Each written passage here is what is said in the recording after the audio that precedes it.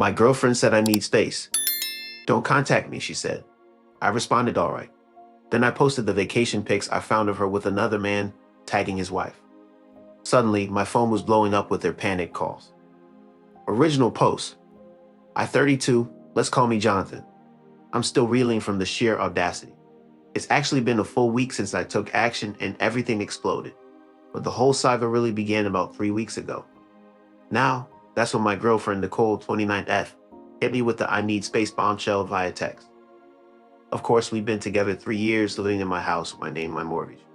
For the last 18 months, things felt a bit distant, sure, but I thought it was just work stress on her end. The text came on a Saturday morning. Nicole, hey, things are feeling really overwhelming for me lately.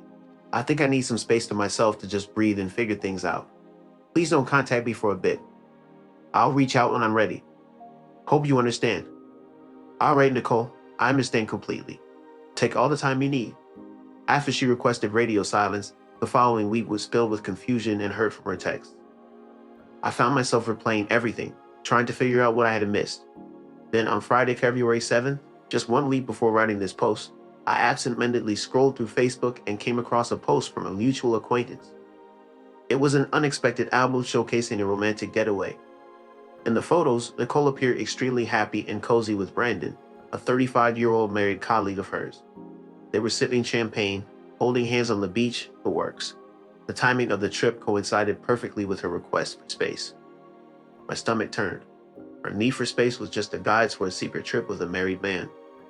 It wasn't just a lie. It was a carefully planned deception, expecting me to remain oblivious. The initial hurt of betrayal quickly turned into a cold, calculated anger. She sought a consequence-free affair, keeping me as a backup plan in my own home. That was not going to happen. If you want space, Nicole, you shall have it. And as for Brandon's wife, Rachel, a wonderful woman who deserves the truth. On Saturday morning, February 8th, I took on the task of confronting the truth about these sudden escapades. I carefully gathered incriminating evidence: a selfie in a hotel room, holding hands on the beach, a dinner photo where his touch seemed all too familiar. Without a doubt, I composed a succinct and pointed public Facebook post. The message was clear. Heard you needed space, Nicole. Looks like you found it. Hope it was worth it. Oh, and Rachel, feel free to tag Brandon's wife, in case you're interested in seeing how your husband Brandon spends his business trips. Spontaneous adventures, soul connections. The truth stings.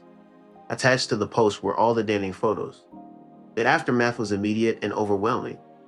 My phone was bombarded with notifications just half an hour after the post was live, causing a frenzy.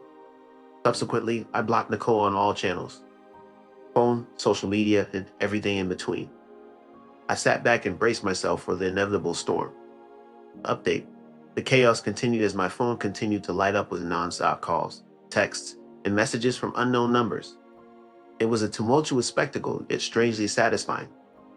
Brandon was in a state of pure panic as he confronted Jonathan, urging him to take down a damaging post that could ruin lives. Jonathan, you need to listen to me. This is about my marriage, my future. Nicole fed you lies she said I wouldn't care. Clearly, she was already weaving stories for her affair partner. I stayed silent. Then Nicole's voice filled with terror came over the phone, demanding to know what Jonathan had done. Rachel called, frantic and fuming. Brandon was also losing his cool. Jonathan, delete that post immediately and claim it was a joke. Nicole left another teary voicemail, pleading for him to fix the mess he had created. He even offered to do anything to make things right, displaying a mix of desperation and entitlement in her request for a cleanup crew. Soon after, Nicole's friend Samantha, known for her superficial nature, chimed in, calling out Jonathan for his destructive actions and the emotional turmoil he had caused. The situation was a whirlwind of drama and chaos, with relationships hanging by a thread. Forgetting to get milk was a simple mistake. Samantha's betrayal by planning a vacation with a married man and lying to me is unacceptable. Rachel deserved to be informed. Nicole's older sister Pamela, 33F, who had always treated Nicole well, expressed disbelief at Jonathan's cruel actions.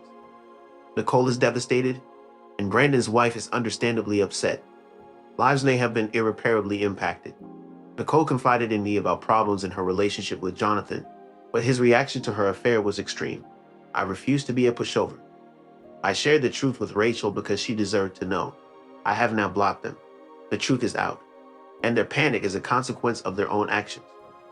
Rachel, Brandon's wife, sent a polite message thanking me for informing her, acknowledging that the pictures spoke for themselves. I expressed my regrets and assured her that she deserves better.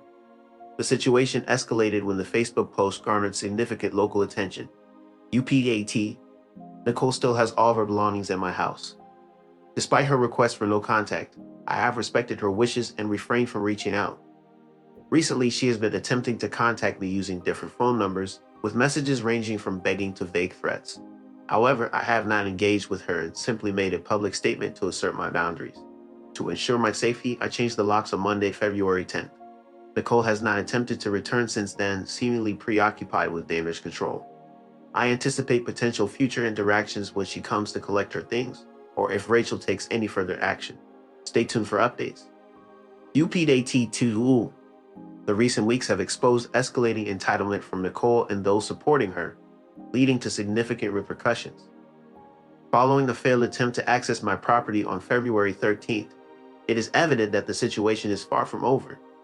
Nicole's actions and the aftermath are unfolding, revealing the consequences of her choices. Nicole's denial was met with the beginning of a loud banging on the door. She shouted through the door, demanding that Jonathan open it, claiming her rights to the home. However, I remained silent as her rights to the house had disappeared when she went on her space trip. After more yelling and tears, she called for backup on her phone. Soon after, a car arrived carrying Pamela and their mother, Carolyn, who idolized Nicole. Carolyn insisted that Jonathan open the door immediately, stating that Nicole needed access to her belongings. Pamela threatened to involve the police if Jonathan didn't comply, accusing him of harassment. I observed quietly as they continued to bang and yell outside, putting on a dramatic scene for the neighborhood. Eventually, they left, Carolyn practically dragging Nicole away. The smear campaign and dirty tactics followed soon after.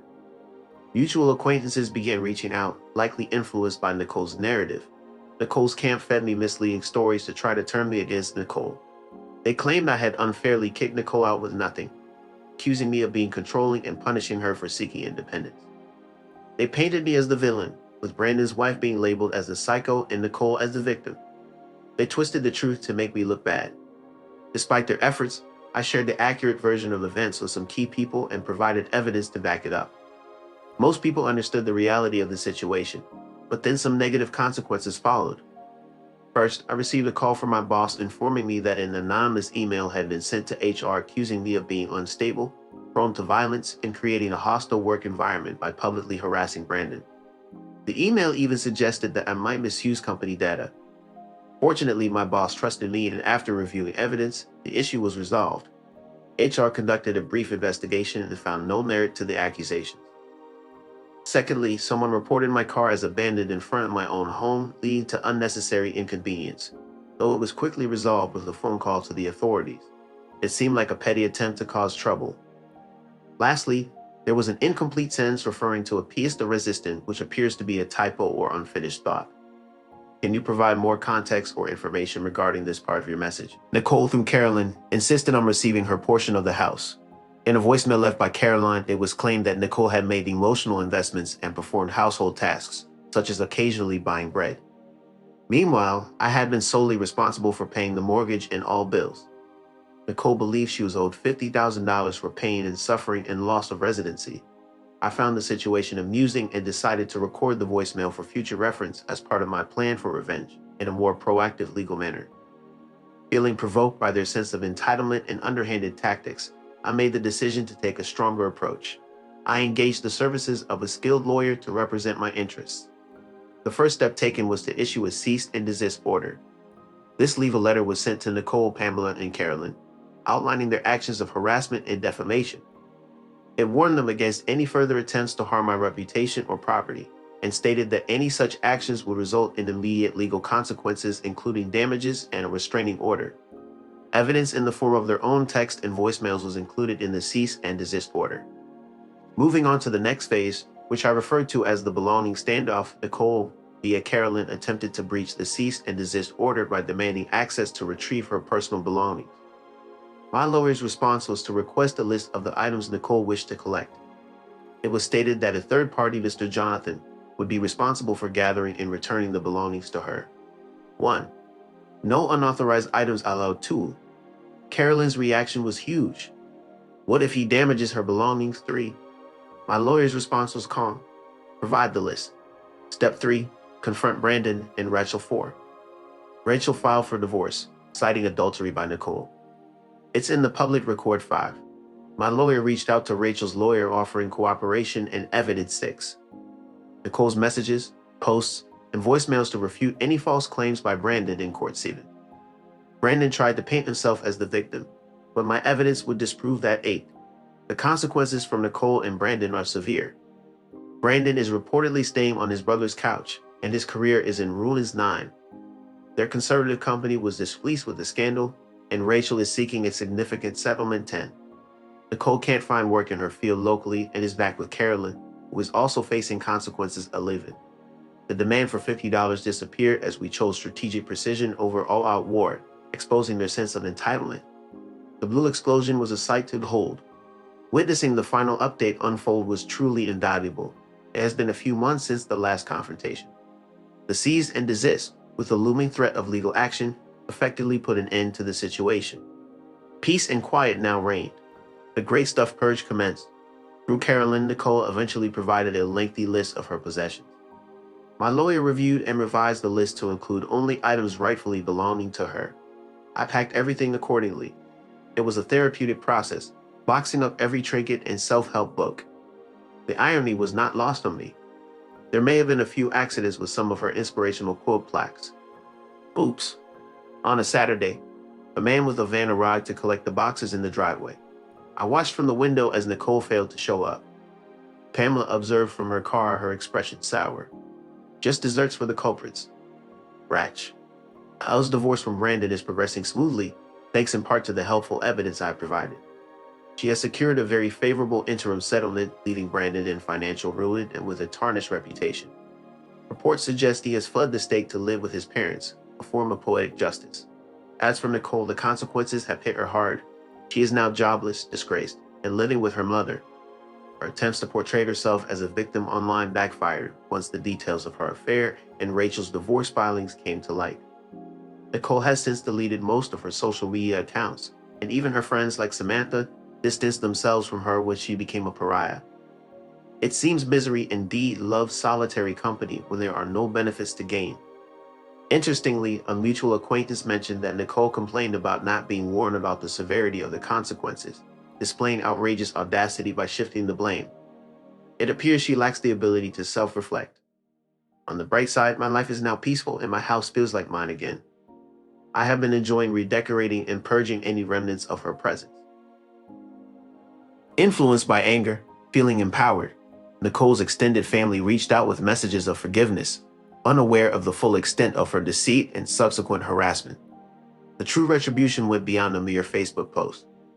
It encompassed every deliberate action taken thereafter, changing locks, dismissing emotional outbursts, issuing a firm legal warning that silenced them. Observing their realization that their typical tactics of manipulation, tears, and playing the victim were ineffective against me was satisfying. While they anticipated theatrics, I presented them with logic and held them accountable for their actions. My intention was never to ruin lives, but to protect my own peace and expose the betrayal. They destroyed themselves with their decisions and refusal to accept responsibility, leading to financial ruin, social exclusion, and career setbacks, consequences of their own making. By shedding light on the truth, I caused them to face the repercussions of their actions. The decision to tag Brandon's wife, knowing it would disrupt his life as well, was a targeted move. It served as a direct response to every instance where Nicole had subtly undermined me, leaving me feeling inadequate while she schemed behind the scenes. That tag was the final act of. As a direct result of being betrayed by both of them, I have absolutely no regrets. They underestimated me, but now they see that I am a strategic thinker. I have no trouble sleeping at night. I am glad to be rid of Nicole, Brandon, and all those who supported them. They have received what they truly earned,